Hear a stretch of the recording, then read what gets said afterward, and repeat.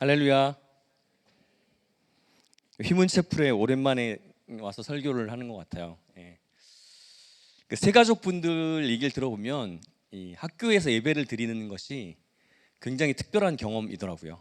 예.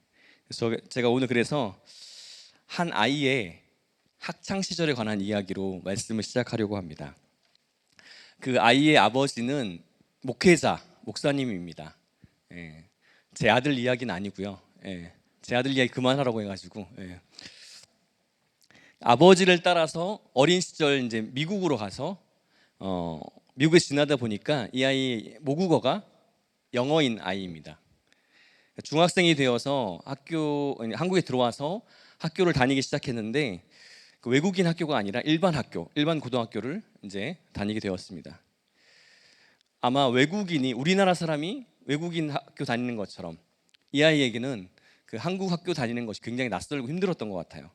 선생님의 수업도 이해할 수가 없고 그리고 친구들의 말도 도무지 이해할 수가 없었다고 합니다. 그 아이에게 학교는 어떤 곳으로 기억이 될까요? 아마 매 순간 그 아이에게는 학교가 이제 버텨야 되는, 어떻게든 살아남아야 되는 그런 고통의 시간일 수도 있겠다는 생각을 하게 됩니다. 저희 아들 학교에 같은 반 친구 이야기예요. 그 이야기를 듣는데 저는 제가 학교 다닐 때 한 친구가 떠올랐습니다. 그 친구도 아버지가 목사님이고 미국에서 자라고 고등학교 되어서 이제 한국으로 와서 한국 학교를 다니기 시작했어요. 그러니까 모국어가 완전히 영어인 아이였어요. 한국어를 떠듬떠듬 할 정도로. 저도 이제 이 그 휘문고가 명문사가 아닙니까, 그죠? 저도 이제 대구에 있는 명문 사립 고등학교를 다녔기 때문에 100년이 넘는 미션 스쿨이었습니다. 그런데 이제 지금도 그렇지만 그 지역의 입시 열기가 아마 서울 다음으로 아마 높을 거예요. 그래서 그 당시에도 미션 스쿨인데 주일날 학교를 가고 야간 자율학습을 했었습니다.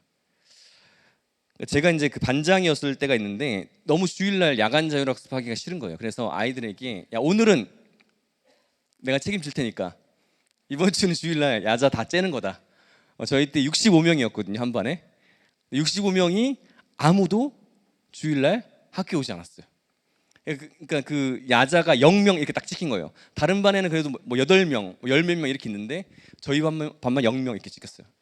다음날 어떤 일이 벌어졌을까요? 선생님이 이걸 보고 대긍동하시면서 이거는 누군가 주동하지 않으면 일어날 수가 없는 일이다. 누가 했냐? 이렇게 고요히 아무도 대답을 하지 않았습니다. 그런데 모든 학생들이 저를 이렇게 쳐다보더라고요. 이렇게. 제가 그 65명의 매질을 한꺼번에 당했습니다. 그래서 제가 태어나서 아직까지 가장 많이 이제 메타작을 당한 날이 그날이었습니다. 엉덩이가 막 퉁퉁 부을 정도로 이렇게 맞았어요. 그 정도로 강압적인 분위기다 보니까 이 외국에서 온 학생이 친구가 견딜 수가 없는 거예요. 그래서 그 아이가 어느 날 수업 시간에 고래고래 소리를 지르고 학교를 뛰쳐나갔습니다. 그리고 다시 돌아오지 않았어요. 제가 30년이 지금 지났는데도 30년이 훨씬 지났는데도 기억하는 거는 그 아이의 그 서툰 한국말로 온갖 욕과 온갖 그 괴성을 지르면서 학교를 떠났기 때문에 제가 잊을 수가 없어요. 가장 기억에 남는 한마디가 이게 무슨 학교야! 감옥이지! 이러면서 막 뛰쳐나왔어요. 너무 웃기기도 하고 막 그 잘 되지 않는 한국말로 막 이렇게 갑자기 뛰어나가는데 선생님도 너무 멍하니 걔를 쳐다보고 있더라고요. 예. 그때는 굉장히 멋있어 보였습니다. 그 친구가. 우리는 할 수 없는 일을 저 아이는 하는구나. 예. 제가 대학교 들어가서 비트라고 하는 영화 아시죠? 정우성이 나왔던 영화. 뭐 이렇게 젊은이들의 방황과 이렇게 일탈 뭐 이런 영화였던 것 같은데. 그러니까 그만큼 억눌려 있는 거예요, 학교에서. 근데 지금 생각해 보니까 제가 그 아이들을 생각하고 제 친구를 생각해 보니까 이게 참 해결되지 않은 채로 그 고통이 남아 있으면 그 아이들에게 이것이 굉장히 큰 인생의 짐이 될 수 있겠구나라는 생각을 다시 한번 하게 되었습니다. 다행인 것은 둘 다 목사님 아들이니까 예수님을 만나면 이 문제가 좀 해결되지 않을까, 이 인생의 문제가. 그런 생각을 했습니다. 여기 뭐 10대들도 앉아 있는 것 같고 10대도 있죠, 그죠? 20대, 30대, 40대 7, 80대도 앉아 계신 것 같아요. 저는 이제 50대가 됐기 때문에 제가 중년이 되면 제가 그 어린 시절에 저희 아이 같은 그 모습이 제 안에 사라질 거라고 생각했어요. 근데 살아보니까 그런 저의 성향이나 그런 상처받은 아이, 그런 고통 가운데 신음하는 아이, 또 무거운 짐과 그 죄의 문제를 갖고 있는 저희 과거의 모습들이 여전히 제 안에 있을 때가 있다는 것들을 직면하게 될 때가 많습니다. 그래서 오늘 그 시편 68편은 다윗의 시편인데 다윗이 이렇게 이야기해요. 날마다 우리 짐을 져주시는, 짐을 지시는 예수님, 날마다 우리 짐을 지시는 주라고 이렇게 고백을 하고 있습니다. 도대체 어떻게 저와 여러분의 짐을 예수님께서, 우리 주님께서 져주시는 걸까요? 오늘 말씀을 통해서 한번 그 답을 좀 찾아가길 원합니다. 여전히 힘들잖아요, 그죠? 여전히 무겁고 여전히 내 짐이 있는 것 같은데, 그런데 짐을 져주신다고 합니다. 첫 번째로 가장 약한 자에게 승리의 노래를 부르게 하심으로 우리 짐을 져주신다고 해요. 가장 약한 자에게. 11절 12절입니다. 주께서 말씀해 주시니 소식을 공포하는 여자들은 큰 무리라. 여러 군대의 왕들이 도망하고 도망하니 집에 있던 여자들도 탈취물을 나누도다. 시편 68편은 다윗의 시인데 이 시편의 키워드는 어제부터 쭉 내일까지 읽어볼 건데 승리, 또 행진, 시온산 이런 단어들이 많이 나옵니다. 승리와 행진하는 것, 그리고 시온. 그래서 이 시편을 다윗이 블레셋으로부터 빼앗겼던 그 언약궤를 시온에서 예루살렘으로 가지고 올 때 불렀던 그런 찬양시라고 하는 견해도 있습니다. 그런데 이 시가 너무 복잡해요. 이제 자세히 묵상해 보면 여러 가지 다양한 사건들이 흩어져 있고, 그래서 해석하기가 어려운 시로 유명한 시편입니다.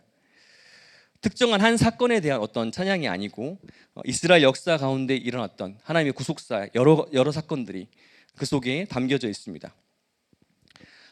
역사적 그런 수많은 사건뿐만 아니라 뭐 기도, 찬양, 감사, 호소, 저주, 그러니까 시편에 등장하는 모든 어떤 시의 표현들이 이 시편에 담겨져 있어요. 그러니까 이 시편이 참 난해한 시다라고 이렇게 생각하는 사람들이 있습니다. 그런데 우리는 큐티를 해석하려고 하는 게 아니잖아요, 그죠? 왜 큐티를 하죠? 큐티의 꽃은 적용이잖아요, 그죠? 그러니까 적용을 해보면 이 시편이 어려워 보이지 않아요. 왜냐하면 어떤 사람에게도 아무리 어려운 상황 가운데 있는, 아무리 열악한 상황 가운데 있는 사람일지라도 하나님께서 그 사람에게 승리의 노래를 부르게 하시는 그런 시편이라고 이해하면 이 시편은 더 이상 난해하거나 어려운 시편이 아니게 됩니다. 그래서 11절을 다시 보면은 주께서 말씀을 주시니 소식을 공포하는 여자들의 큰 무리가 노래했다고 이렇게 이야기합니다. 그러니까 약속의 말씀을 믿고 의지한 여자들이 승리의 노래를 불렀습니다. 여러분, 주로 전쟁은 여자들이 많이 나갈까요? 남자들이 많이 나갈까요? 지금도 거의 전쟁은 남자들이 많이 나갑니다. 그죠? 당시에도 거의 대부분의 남자들이 전쟁을 치렀습니다. 그런데 오늘 시편에 이 승리의 노래를 부른 사람들은 남자가 아니라, 직접 전쟁에 참여한 남자가 아니라 여인들이라고 이야기합니다. 심지어 12절에는 집에 있던 여자들도 탈취물을 나누었다고 그렇게 노래하고 있습니다. 집에 가만히 있었어요. 집에 있는 사람들이 탈취물을 나눌 정도니까 어마어마한 대승인 거예요. 전쟁에 참여했던 자들, 노래했던 자들뿐만 아니라 모든 사람들이 탈취물을 나눌 정도로 어마어마한 승리의 노래였던 것입니다. 힘이 없어도, 또 승리가 확정되지 않은 순간에도 이 여인들은 노래를 했다고 해요. 왜냐하면 약속의 말씀을 믿었기 때문에. 그럼 우리가 이제 이런 질문을 하게 됩니다. 이 승리는 과연 누구 때문에 하나님께서 주신 승리일까? 여러분, 누구 때문에 주신 승리입니까? 정말 이길 수 없는 싸움을 싸우러 나가 그 남자들 때문에 이 승리를 허락하신 걸까요?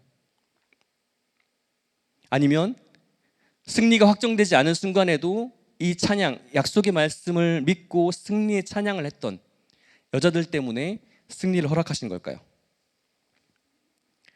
그 답이 15절 16절에 나옵니다. 네, 바산의 산은 하나님의 산임이여 바산의 산은 높은 산이로다. 너희 높은 산들아 어찌하여 하나님이 계시려 하는 산을 시기하여 보느냐. 진실로 여호와께서 이 산에 영원히 계시리로다. 어제 이 시편을 묵상하신 분들은 알겠지만 어제 그 여인들만큼 굉장히 낮고 약하디 약한 존재들이 나옵니다. 기억하실까요? 고아와 과부. 성경에서 가장 도움이 필요한 존재들이죠. 근데 뭐라고 하냐면은 고아의 아버지, 과부의 재판장이라고 하는 표현들을 어제 시편에서 같은 68편에서 사용하고 있습니다.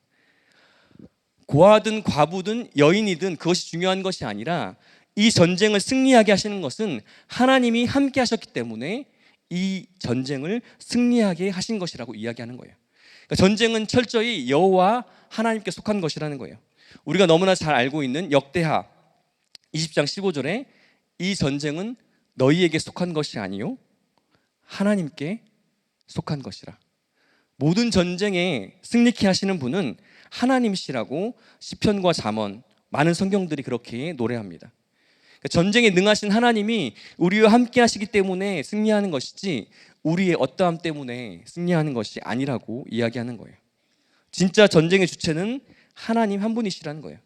그래서 바산의 산도, 바산에 여러 크고 높은 산들이 있었습니다. 헤르몬산 같은 그런 시온산보다 훨씬 높은 산들, 그 산들이 아무리 높아 보여도 시온산에 계신 그 하나님 때문에 시기한다고 해요. 시기한다는 것은 부러워한다는 의미가 아니라 부정적인 의미, 미워한다는 의미입니다. 저 산은 아무것도 아닌 것 같은데, 우리 산이 훨씬 높아 보이는데, 우리 신들이 더 커 보이는데 시온산에 계신 하나님 때문에 승리하는 것을 보고 미워할 수밖에 없다는 거예요. 하나님 때문에 이 승리가 우리에게 주어졌다는 것입니다. 지난주 팔복산 기도회가 있었습니다. 그죠? 많이 오셨죠? 네, 안 오셨나 봐요. 네. 오신 분들은 알 거예요. 제가 이제 그 목사님 영상 메시지를 보면서 수많은 말씀들이 떠오르더라고요. 목사님이 하셨던 말씀들, 그 말씀들의 엑기스처럼 이렇게 떠오르는 말씀들이 계속 있었습니다. 오늘 11절에서처럼 주께서 말씀을 주시니, 그러니까 말씀이 생각나는 인생은 승리하는 결국에는 인생이더라고요. 말씀이 생각나야 되고, 말씀이 생각나는 인생이 축복된 인생이고, 결국에는 하나님의 약속을 믿고 승리의 노래를 부를 수 있는 인생이라는 생각을 들었습니다. 또 기도회에서 제가 이제 안수하러 이렇게 돌아다니는데 목사님이 막 정말 모든 곳을 돌아다니면서 안수를 하시더라고요. 목사님을 피해서 이렇게 안수를 하고 다니는데, 그 안수를 하다가 정말 인상 깊게 본 것이 뭐냐면은 다 그렇게 얘기하시더라고요. 아이들. 막 갓난 아이가 그 시간에 잠을 자지 않고 깨어서 앞에 나와서 엄마를 따라서 기도를 하는 거예요. 동그랗게 눈을 뜨고 저를 쳐다보면서 이렇게 눈을 감을 만도 한데 눈을 뜨고 쳐다보면서 이렇게 안수를 받는 아이의 모습. 그리고 엄마를 막 따라서 이렇게 막 몸을 흔들면서 기도하는 아이도 있고, 아기가 엄마 품에 안겨서 이렇게 곤히 자면서 이렇게 있는 아이도 있고, 참 많은 아이들을 이제 보게 된 것 같아요. 제가 그런 생각할 수 있잖아요. 뭐 이렇게 새벽에 저렇게 아이들까지 데리고 나와서 기도를 할 필요가 있나, 이런 생각을 하시는 분도 혹시 여기 계실지 모르겠어요. 그런데 제가 그렇게 엄마 품에 안겨서 새벽마다 이렇게 기도를 하러 간 건 아니죠. 엄마를 따라서 이렇게 가서 교회에서 잠들고 잠이 깨기도 하고, 그런 경험들을 참 많이 했습니다. 그러면서 제가 깨달은 게 뭐냐면, 제가 아무것도 할 수 없는 아이잖아요. 아이인데도 불구하고 제가 아무것도 할 수 없는 그 순간에 제가 기도하고 도움을 구하고 간구할 수 있는 하나님이 계시다는 걸 그때 알게 된 것 같아요. 그래서 부모님이 이제 자주 싸우셨거든요. 부모님이 싸우실 때마다 방에 들어가요. 방에 막 그 소음을 피해서 방에 들어가서 이불을 뒤집어 쓰고 제가 뭘 했을까요? 하나님, 우리 부모님이 싸우시는데 저 싸움을 좀 이제 그만 멈추어 달라고, 참 그런 기도를 참 많이 했던 것 같습니다. 근데 그런 기도를 하면 할수록 저한테 드는 생각이 뭐였냐면, 하나님이 제 기도를 잘 들어주시지 않는 것 같은 거예요. 제가 이제 점점 크고 중학생, 고등학생이 돼도 부모님의 싸움은 멈출 생각을 하지 않는 거예요. 그런데 저는 점점 제 몸에 힘이 생기기 시작했어요.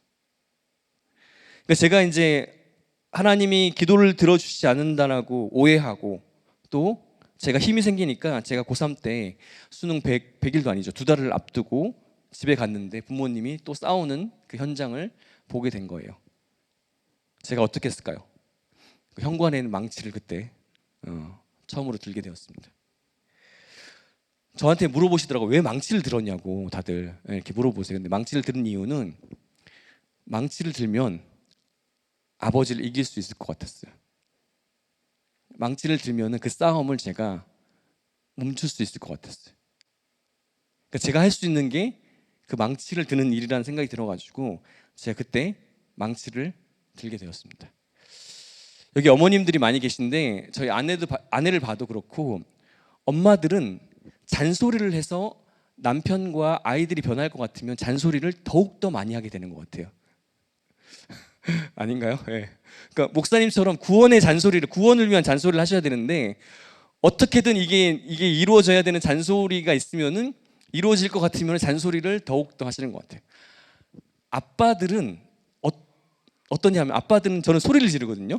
왜 소리를 지르냐 하면은, 아내와 아이가 내 말을 들을 것 같으면 더욱더 소리를 지르는 것 같더라고요.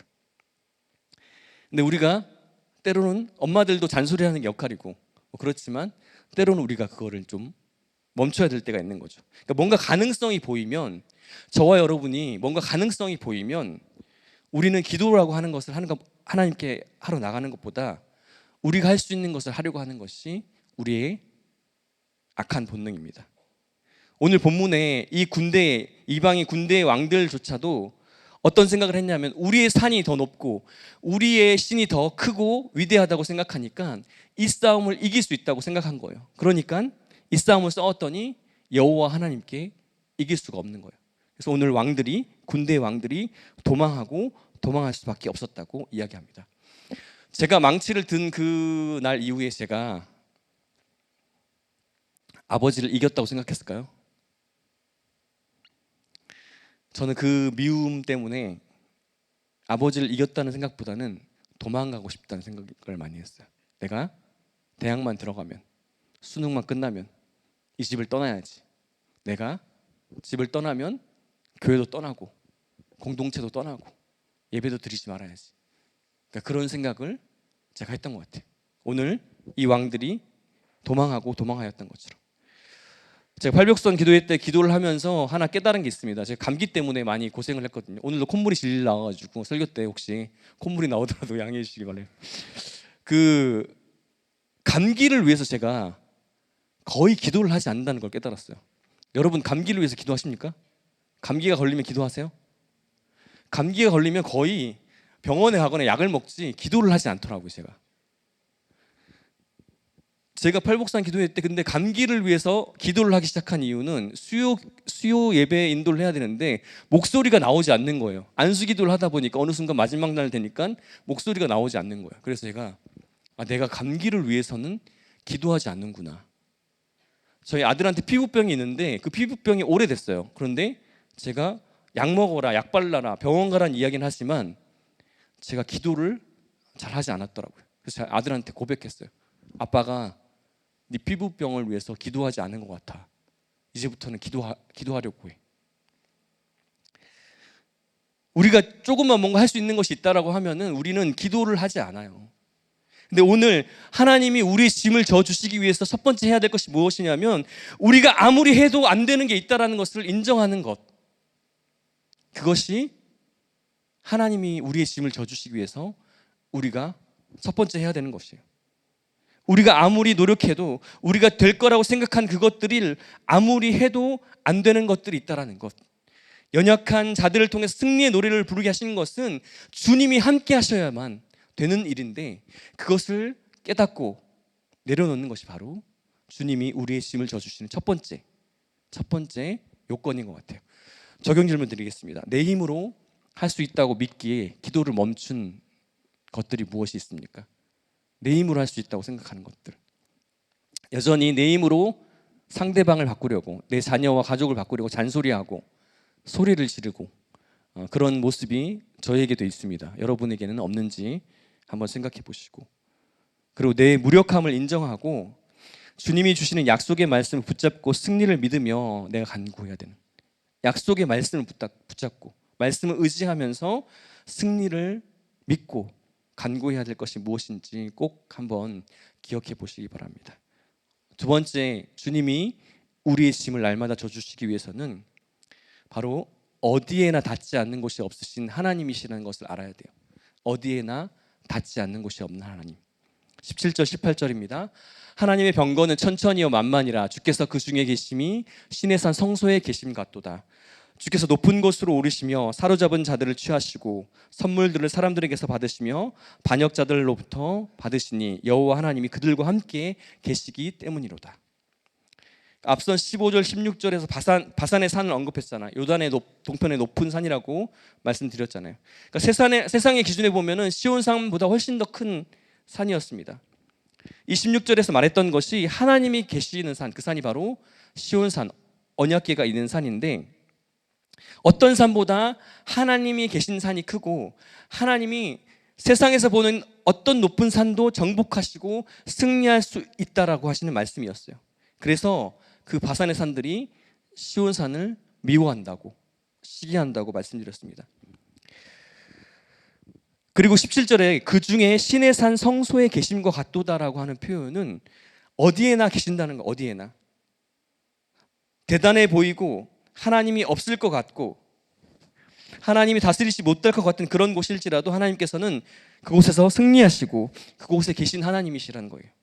그래서 17절에 하나님의 병거는 천천히요 만만이라, 하나님의 병거가 천천히요 만만이라 주께서 그 중에 계심이요 신의 산 성소에 계심 같도다라고 이렇게 말씀하고 있는 것입니다.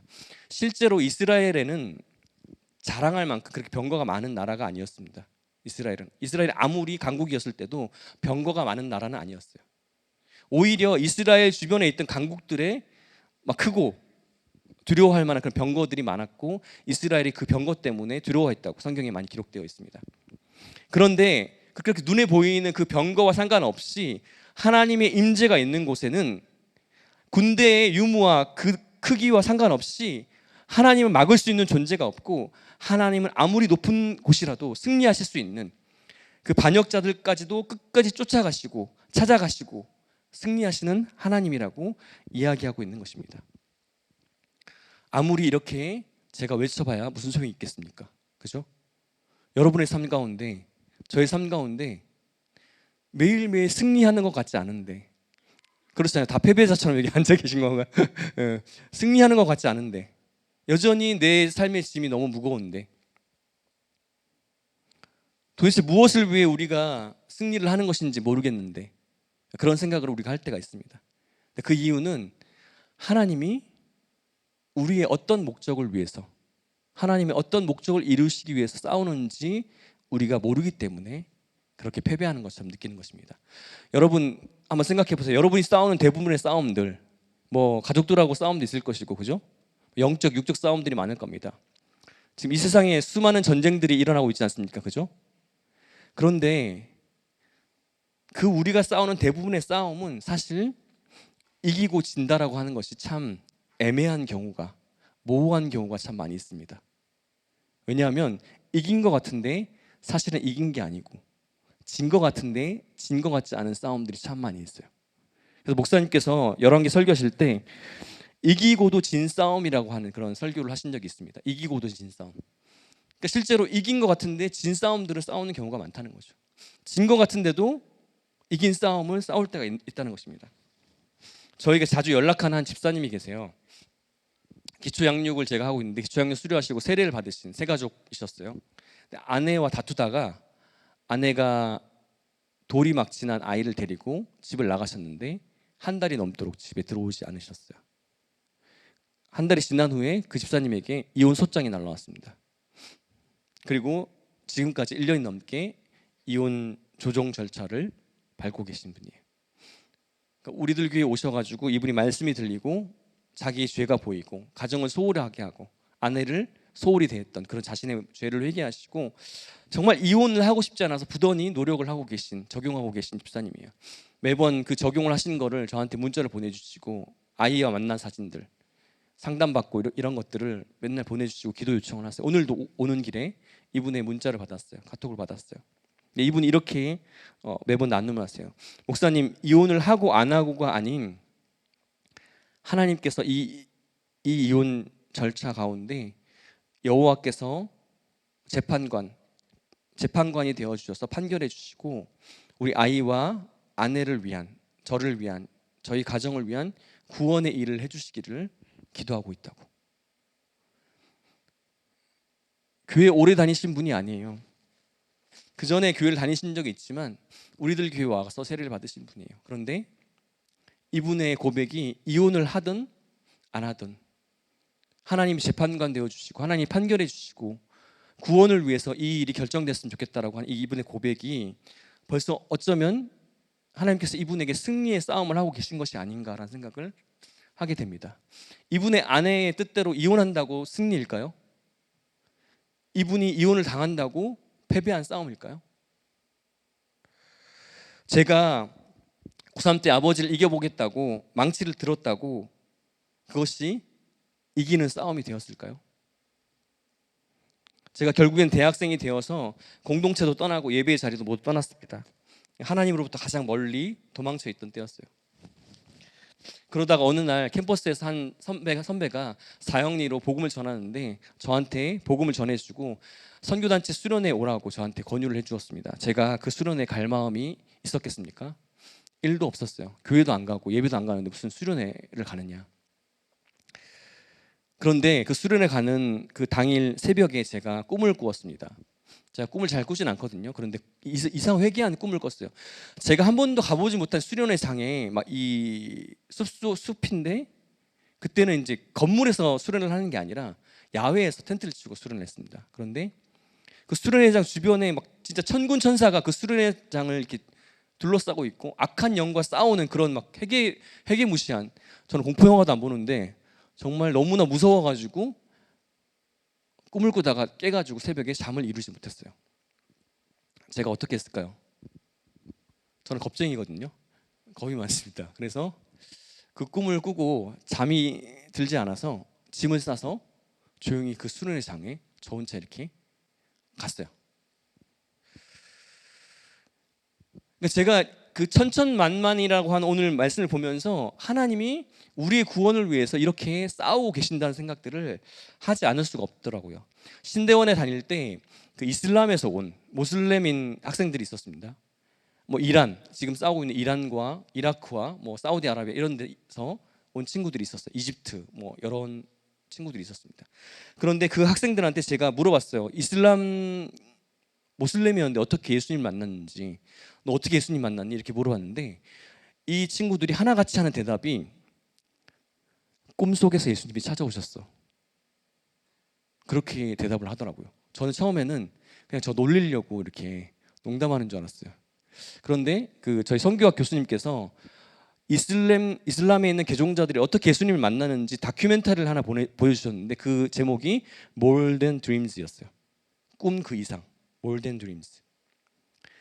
거기 보면은 한 번도 예수님에 대해 들어보지 못한 사람이 그 메카라고 하는 곳에 성지순례를 가는데 그 성지순례를 가는 그 길에서 그 차 안에서 꿈속에 잠이 들었는데 그 사도 바울에게 다메섹 도상에서 만났던 예수님처럼 사울아 사울아 왜 네가 나를 핍박하느냐 이렇게 말했던 예수님처럼 그 예수님을 그 꿈속에서 만났다는 거예요.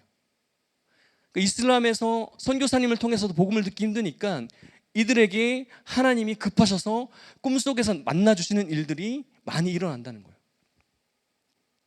제가 깨달았어요. 나의 그 상태가, 대학생 때 내 상태가 모슬렘이었구나. 모슬렘, 이슬람에 있는 모슬렘 같은 상태였구나. 하나님도 찾아오시기 힘든 상태였는데 하나님이 내 꿈을 통해서 이렇게라도 저를 만나 주셔야겠구나. 하나님이 급하시면은 하나님이 오늘 말씀처럼 닿지 않으실 수 있는 곳이 없다라는 거예요. 하나님이 구원에 대해서 얼마나 급하신지 꿈을 통해서라도 우리를 만나실 수 있는데, 말씀이 있었다면, 제 안에 제가 모태신앙이었는데 그래도 말씀이 있었다면 얼마나 진작에 내 삶 가운데 해결되지 않는 그 고통하던 그 아이와 화해할 수 있었을까. 그 예수님이 나의 삶을 해석해 주지 않았을까? 이런 생각들을 다시 한번 하지 않을 수가 없었던 겁니다. 두 번째 적용 질문 드립니다. 어디로부터 여러분은 도망가고 있으십니까? 하나님이 닿지 못하실 것 같은 그 영역이 어디에 있습니까? 내가 기대했던 방식과 다른 방법으로 하나님이 역사하신 것, 그것이 있으셨는지 한번 적용해 보시길 원해요. 마지막으로 예수님께서 어떻게 우리 짐을 져주시는가? 날마다 우리의 구원을 위해 죄의 짐을 지신다고 이야기합니다. 19절 20절입니다. 날마다 우리 짐을 지시는 주 곧 우리의 구원이신 하나님을 찬송할지로다. 셀라. 하나님은 우리에게 구원의 하나님이시라. 사망에서 벗어남은 주 여호와로 말미암거니와 그의 원수들의 머리 곧 죄를 짓고 다니는 자의 정수리는 하나님이 쳐서 깨뜨리시리로다. 전쟁 중에 하나님의 승리를 찬양하고 또 승리한 그 전쟁 후에 기뻐하며 찬양했던 그 여인들처럼 오늘 저와 여러분에게 어떻게 그 승리를 찬양하라고 이야기하고 있냐면 19절에 날마다 우리 짐을 지시는 주, 날마다 우리 짐을 지시는 주, 곧 우리의 구원의 하나님을 찬송하라고 이야기하고 있습니다. 날마다. 우리는 매일매일 지는 싸움을 싸는 것 같고 패배하는 것 같은데 날마다, 이 날마다에 해당하는 히브리어 욤욤은 매일매일이라는 뜻도 되지만 매순간 매순간 시간마다 우리의 짐을 져주시는 하나님이란 뜻입니다. 근데 여러 성경에서 이 번역을 좀 다르게 하고 있어요. 옛날 성경들은 특히 다른 번역을 하는데 어떻게 번역하면 하나님이 짐을 지고 있는 우리를 짐지고 계신다. 이해가 되세요? 하나님이 우리가 짐을 지고 있을 때 우리를 짐져 주신다. 이렇게 번역하는 성경도 있고 또 어떤 성경은 날마다 은혜로 우리에게 짐을 지우신다. 이렇게 번역하는 성경도 있습니다. 날마다 우리 짐을 지시는 주가 아니라 우리에게 은혜로 짐을 져주시고 은혜의 짐을 지우시고 짐진 우리를 짐을 지고 가시는 하나님이라고 이렇게 표현합니다. 왜 이렇게 표현하는지 마태복음, 우리가 잘 아는 구절이죠. 예수님께서 말씀하신 마태복음 11장 28절 29절을 생각하면 그 의미가 분명해져요. 여러분 잘 아시는 구절입니다. 수고하고 무거운 짐진 자들아 다 내게로 오라. 내가 너희를 쉬게 하리라. 그 다음 구절이 더 중요합니다. 나는 마음이 온유하고 겸손하니 나의 멍에를 메고 내게 배우라. 그리하면 너희 마음이 쉼을 얻으리니. 그냥 짐을 져주시는 것으로 끝나는 것이 아니라 예수님의 짐을 멍에를 배우고 그 짐을 지면 너희 마음에 쉼을 얻을 것이라고 이야기하고 있는 거예요. 그러니까 이 구절은 결론적으로 예수님이 말씀하신 이 짐, 예수님의 멍에라고 하는 것으로 결론 낼 수 있는 그런 구절이라고 생각이 듭니다. 아까 제가 그 이스라엘 하나님이 천군천사로 천천만만의 병거로 우리의 구원을 위해 싸우신다고 얘기했잖아요. 그죠? 여러분 병거를 생각해 보면 이 예수님이 짐지우신다는 것이 무엇인지 좀 분명히 알 수 있는 것 같아요. 병거는요 무거워서 말 한 마리로 이 병거를 끌기가 힘듭니다. 보통 병거는 몇 마리의 말이 끌까요? 두 마리나 뭐 네 마리 이렇게 여러 마리의 말이 이 병거를 끕니다. 근데 여러분 만약에 이 여러 마리의 말 중에서 한 마리의 말이 이 병거를 혼자 다 끌고 남을 만큼 힘이 센 말이 있는 거예요. 만약에 그 한 마리의 말이 이 병거를 끌 수 있다면 다른 함께 짐을 지고 가는 그 말들은 무엇을 해야 될까요?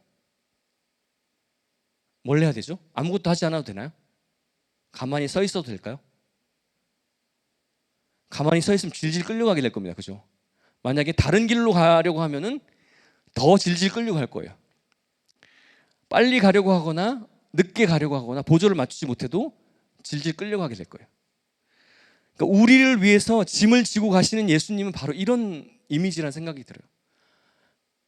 우리를 위해서 예수님의 십자가의 그 멍에를 가르쳐 주시는 주님은 그냥 우리가 그 십자가의 멍에를 지신 주님, 그 예수님의 뜻과 하나님의 뜻과 그 속도와 보조에 우리가 맞추어 가기만 하면 되는데 우리가 그 뜻을 맞추어 가지 못하기 때문에 하나님의 방향과 속도에 맞추지 못하기 때문에 우리가 너무나 힘든 짐을 지고 간다고 생각하는 것이 우리의 패배의 요인이라는 생각을 오늘 말씀을 묵상하면서 하게 되었습니다. 그리고 이 짐이 특별히 십자가를 통해서 통과하는 짐이라면 우리의 죄의 짐을 죄의 짐을 해결해야 되는데 죄의 짐에 관한 이야기가 분명한데 이 죄의 짐은 우리가 그 십자가 앞으로 가지고 가야만 해결되는 짐이라는 거예요. 우리의 죄의 짐은 십자가 앞으로 가지고 가지 않으면 절대로 예수님이 해결해 줄 수 없는 것이 우리의 짐입니다. 제가 그 수련회 장에 가서 놀랐던 것이 하나 더 있는데 저만 이상한 꿈을 꾸고 온 것이 아니라 정말 그곳에 오지 않을 것 같은 껄렁껄렁한 애들 서너씩 있었는데 그 아이들이 저랑 똑같은 꿈을 꾸고 그 자리에 와 있다는 얘기를 나눔을 하면서 알게 되었어요. 너무 웃기죠, 그죠? 그 친구들과 약속을 한 것인데 마지막 날 성불밤 같이 마지막 날 막 자갈밭 같은 데서 이렇게 깔아놓고 이렇게 그 예배를 드렸거든요. 그런데 그곳에서 밤을 새워가면서 우리가 기도해 보자 그런 이상한 약속을 했어요. 아무도 안 올 줄 알았는데 진짜 그 친구들이 마지막까지 남아가지고 밤을 새워가면서 그곳에 기도를 하기 시작했습니다. 저는 무슨 기도를 했냐면 하나님 살아계시면 제가 이 밤에 그 하나님을 꼭 만나보길 원합니다라고 하는 기도를 시작했어요. 거기서 예수님, 제가 살아계신 예수님을 이 밤에 만나길 원합니다. 그런 기도가 점점 저에게 사명을 알게 해달라는 기도로 바뀌기 시작했고 그 마지막 기도에 제가 그렇게 미워했던 저 육신의 아버지를 용서하게 해달라고 하는 기도로 변화해 가는 것들을 경험하게 되었습니다. 예수님 그 십자가에 달리실 때 예수님의 그 우편 강도가 예수님께 뭐라고 이야기했죠? 예수여 당신의 나라가 임하실 때 나를 기억하소서라고 말씀했습니다. 예수님께 그 고백이 예수님의 구주로 영접하는 고백이 되었고 예수님께서 오늘 네가 나와 함께 낙원에 있으리라고 약속을 해주셨어요. 그런데 좌편 강도는 어땠습니까? 같은 십자가를 지고 있는데 좌편 강도는 네가 그리스도냐? 그리스도면 너와 우리를 구원해 보라고 이렇게 조롱하고 회개하지 않았습니다. 같은 6시간은 십자가에 매달려 있었지만 영원을 바라보는 사람, 영원한 삶을 바라보는 사람, 예수님에게는 그 6시간이 결코 긴 시간이 아니라 황홀한 시간이었을 것이라고 기도회 때 목사님 말씀해 주셨잖아요. 그죠? 그러니까 그 강도에게는 한쪽 강도에게는 그 시간이 결코 긴 시간이 아니었을 것이라는 생각이 들어요. 그런데 회개하지 않은 그 한 사람에게는 그 시간이 영벌을 향한 자기 죄로 인한 형벌의 시간처럼 느껴졌을 것이라는 생각을 하게 됩니다. 바라바는 어땠을까? 예수님이 달려야 될 그 십자가에 달려야 했던 바라바가 예수님의 십자가를 바라보면서 전 그런 생각을 했을 것 같아요. 저 십자가는 내가 달려야 될 자리인데 왜 예수님이 달려 있을까? 자기가 십자가 달리지 않아서 너무 다행이긴 하지만 저 십자가 분명히 내가 달려야 했던 자리인데 예수님이 달려 있구나. 그런데 예수님을 못 박으려고 했던 그 군중들은 예수님이 바로 그 군중들 한 명 한 명을 위해서 그 십자가에 달리셨다는 것들을 끝까지 깨닫지 못했을 것입니다. 제가 그날 밤 기도를 하면서 깨달은 것은 예수님의 십자가가 제가 이전에 알던 십자가가 아니라는 걸 깨달았어요. 이전에 팔복산 기도회 하실 때 목사님께서 그런 말씀 하셨거든요. 십자가는 불쌍한 게 아니라고. 십자가는 그 십자가가 누구를 위한 건지 나를 위한 건지 모르는 사람, 그 사람이 가장 불쌍한 사람이라고 그런 이야기를 해주셨는데 제가 그날 밤 보았던 십자가가 바로 내가 달려 죽어야 되는 아버지를 망치로 내가 이겨보려고 했던 살인자 같은 바라바 같은 바로 제가 달려야 했던 그곳이 바로 십자가라는 것을 예수님께서 알게 해주셨어요. 그것뿐만 아니라 제가 그렇게 힘들었던 육신의 아버지, 그 아버지를 위해서도 하나님을 전혀 알지 못한 그 아버지를 위해서도 예수님이 그 십자가에 달려 계시다는 것을 알게 되니까 더 이상 아버지를 용서할 필요가 없다는 것을 제가 그때 알게 되었습니다. 하나님이 얼마나 저의 구원을 위해서 천천만만의 병거가 되어주셔서 날 찾아오시고 나와 싸워주셨는지, 그리고 이제는 더 나아가서 성령이 스승이 되시고 목사님 말씀처럼 말씀이 교과서가 되고 십자가의 길을 배우는 예수 그리스도의 멍에를 배우는 아버지의 구원을 위해서 기도하라고 하는 사명까지 나아가라고 하는 그런 십자가의 현장에 제가 증인이 되는 시간이 되었던 것 같습니다. 오늘 이 시간 우리가 기도할 때 그런 기도를 많이 드렸으면 좋겠어요. 십자가가 주님 나와 상관이 없는 삶을 제가 살고 있지 않습니까? 하나님, 제가 십자가를 여전히 남의 이야기로 듣고 있지 않습니까? 오늘 이 밤에 그 십자가 현장에 내가 가 있게 해달라고, 증인이 되게 해달라고, 그런 기도를 저 여러분이 이 시간 간절히 드리길 원해요. 그러니까 아무도 응답해 주지 않는 것 같은 그런 기도를 드리는 것이 아니라, 하나님, 내 기도의 그 끝에 하나님의 사명을 알게 하시기 위해서 주님께서 나를 십자가로 불러달라고, 십자가의 주님의 사명을, 그 멍에를 배우는 내가 되게 해달라고 이 시간 좀 깊이 기도할 수 있는 저와 여러분이 되었으면 좋겠습니다. 마지막 적용 질문을 드리고 우리 지은 자매 나와서 우리 간증을 해줄 건데요. 마지막 적용 질문은 내 죄의 짐을 날마다 말씀과 공동체 앞에 그리고 십자가 앞에 내려놓고 있는지, 나의 십자가를 지고 주님과 함께 속도와 방향과 보조를 맞추고 배우길 원하시는지, 그리고 십자가가 불쌍한 것이 아니라 바라바 같은 내가 죽어야 했던 그 은혜의 자리가 바로 십자가였다는 것을 여러분이 경험하시는지 한번 적용해 보셨으면 좋겠습니다. 예수님, 우리를 위해 십자가 주신 예수님, 그 예수님을 사모하고 사랑합니다. 끊임없이 내가 할 수 있는 것들을 증명하려고 했던 삶에서 십자가의 증인의 삶을 살아가는, 십자가를 경험하는, 날마다 십자가 앞에 나의 죄의 짐을 내려놓는 주여 우리가 되게 하여 주시옵소서. 말씀의 공동체에서 묶여가면서 십자가를 길러 놓고 가신 그 예수님처럼, 믿음의 선배들처럼, 목사님처럼 주님 그 길을 잘 배우며 따라가는 저와 우리 성도들의 삶이 될 수 있도록 주여 역사하여 주시옵소서. 여전히 나의 기도를 들어주시지 않는 것 같아 절망하고, 하나님 기도를 멈추고 있고 공동체를 떠나 있고 예배를 떠나 있는 자들이 있다면 주의 시간 간절히 원하오니 주님 그들을 찾아가 안수하여 주시고 주님의 십자가 앞에 무릎 꿇고 돌아올 수 있는 은혜를 허락하여 주시옵소서. 우리들을 통하여 시작하신 이 구속사의 사역이 주여 목장과 양육과 예배와 띵크트릭과 목회 세미나와 모든 사역을 통해서 주여 열매 맺게 하여 주시고, 그리스도의 십자가의 보혈이 하나님 이 나라와 열방 가운데 주님 하나님 흘러넘칠 수 있도록 주여 역사하여 주시옵소서.